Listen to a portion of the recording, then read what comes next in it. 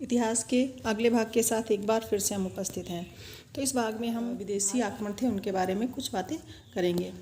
तो यहाँ पे पहला प्रश्न है आपका, भारत पर प्रथम विदेशी आक्रमण किस वंश के राजाओं ने किया था?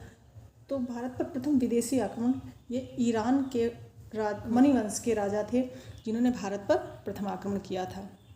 हखामनी वंश का संस्थापक कौन था? तो हखामनी वंश जिसने भारत पर पहली बार आक्रमण किया था, ये प्रथम विदेशी आक्रमणकारी थे। इनके जो प्रमुख थे या जो संस्थापक थे वो थे साइरस। सिकंदर कौन था? मकदूनिया, ये सिकंदर जो थे ये कौन थे? सिकंदर के बारे में बात हो रही कि सिकंदर कौन था? तो सिकंदर मकदूनिया के शासक फिलिप द्वितीय के पुत्र थे। सिकंदर मकदूनिया के शासक जो थे फिलिप द्वितीय उनके पुत्र थे। सिकंदर ने भारत पर आक्रमण कब किया? तो सिकंदर ने भारत पर आक्रमण 326 ईसा पूर्व में किया था। वितस्ता के युद्ध को और किस नाम से जाना जाता है? तो वितस्ता का युद्ध जो झेलम नदी के किनारे हुआ था, इसे हाइडेस्पीस के युद्ध के नाम से भी जाना जाता है। सिकंदर का भारत में सामना किस राजा के साथ हुआ? जो सिकंदर थे फिलिप द्वितीय के पुत्र थे, ये जब भारत आए तो भारत में इनका सामना, चूँकि भारत में बहुत सारे शासकों के साथ में इनका युद्ध हुआ तो सबने इनका आधिपत्य स्वीकार कर लिया था, लेकिन पंजाब के राजा थे पोरस और उन्होंने इनके साथ आक्रमण किया था, इनके साथ युद्ध किया था। तो इनका सामना जो था वो पंजाब के राजा पोरस के साथ में हुआ। अगला प्रश्न है, सिकंदर की मृत्यु कब और कहाँ हुई? तो सिकंदर की मृत्यु 323 ईसा पूर्व में बेबीलोन बगदाद में हुई थी। खरोष्ठी लिपि का जन्म किस लिपि से हुआ? खरोष्ठी लिपि जिसको अपने यहाँ बहुत ही मान्यता प्रदान है, जिसमें बहुत सारे आपके लेख लिखे हुए हैं, उस लिपि को कहाँ से लिया गया? तो खरोष्ठी लिपि को ईरानी आरमेइक लिपि से लिया गया है। आरमेइक लिपि भी हम लोग पढ़ते हैं, तो जो खरोष्ठी लिपि है उसे हमने आरमेइक लिपि से प्राप्त किया या उसी का बदला हुआ रूप है ये। अगला प्रश्न है, सिकंदर के गुरु का क्या नाम था? तो सिकंदर के जो गुरु थे उनका नाम था अरस्तु। सिकंदर का पहला आक्रमण किसके विरुद्ध था? तो सिकंदर ने जब भारत में प्रवेश किया उसके बाद में जो पहला आक्रमण था ये तक्षशिला के शासक थे आम्भी।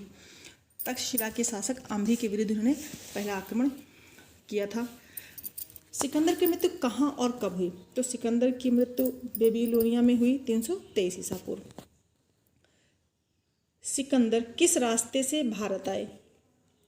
इसको हम कट कर देंगे यहाँ पे। सिकंदर किस रास्ते से भारत आए? तो सिकंदर भारत खैबर दर्रे से होकर के आए। भारत में प्रवेश का जो यूरोपियों का रास्ता था वो जम्मू कश्मीर स्थित खैबर दर्रा था, पाकिस्तान में जो खैबर दर्रा था उस दर्रे के माध्यम से ये भारत में इन्होंने प्रवेश किया। पोरस का राज्य किन नदियों के बीच स्थित था? तो पोरस का राज्य झेलम और चिनाब दो नदियों के बीच में स्थित था और इन्होंने ही सिकंदर से युद्ध किया, लड़ाई की, वितस्ता का युद्ध हुआ। सिकंदर और पोरस के बीच हुए वितस्ता के युद्ध में किसकी हार हुई?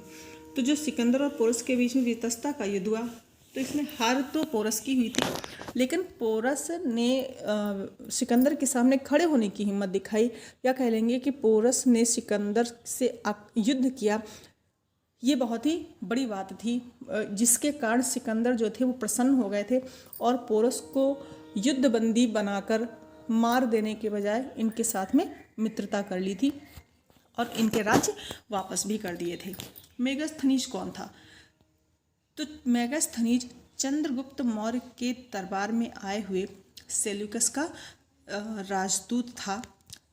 इन्होंने क्या किया था, भारतीय समाज की 7 जातियों का अपना जो इंडिका थी, इनकी पुस्तक थी इंडिका में इन्होंने भारतीय समाज में 7 जातियों का उल्लेख किया था इंडिका के अंतर्गत, और इन्होंने उसी इंडिका पुस्तक में सती प्रथा का उल्लेख किया था, लेकिन दास प्रथा जैसी किसी प्रथा का उसमें इंडिका में उल्लेख नहीं किया था।